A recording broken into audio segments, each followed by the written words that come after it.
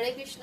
শ্রীমদ্ ভাগবত গীতা যথাযথ প্রথম অধ্যায় 43 নম্বর শ্লোক। উৎসন্নাকুল ধর্মাণাম মনুষ্যাণাম জনার্দন নরকে নিয়তম বাস ভবতি তানুশ্রুমা। গীতার গান। নরকে নিয়ত বাস সে মনুষ্যের হয়, তুমি জানো জনার্দন সে সব বিষয়। আমি শুনি আছি তাই সাধু সন্ত মুখে, নরকের পথে চলি কে রহিবে সুখে। অনুবাদ।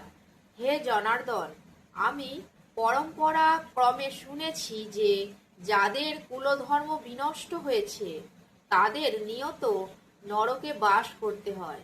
তাৎপর্য: অর্জুনের সমস্ত যুক্তি তর্ক তার নিজের অভিজ্ঞতার উপর প্রতিষ্ঠিত নয়। পক্ষান্তরে তিনি সাধু সন্ত আদি মহাজনেদের কাছ থেকে আহরণ করা জ্ঞানের ভিত্তিতে এই সমস্ত যুক্তির অবতারণা করেছিলেন। প্রকৃত জ্ঞান উপলব্ধি করেছেন যে মানুষ তাঁর তত্ত্বাবধানে এই জ্ঞান শিক্ষালাভ না করলে এই জ্ঞান আহরণ করা যায় না। বর্ণাশ্রম ধর্মের বিধি অনুসারে মানুষকে মৃত্যুর পূর্বে তার সমস্ত পাপ মোচনের জন্য কতকগুলি প্রায়শ্চিত্ত বিধি পালন করতে হয়। যে সব সময় পাপ কার্যে লিপ্ত থেকে জীবন অতিবাহিত করেছে তার পক্ষে এই বিধি অনুসরণ করে প্রায়শ্চিত্ত করাটা অবশ্য কর্তব্য।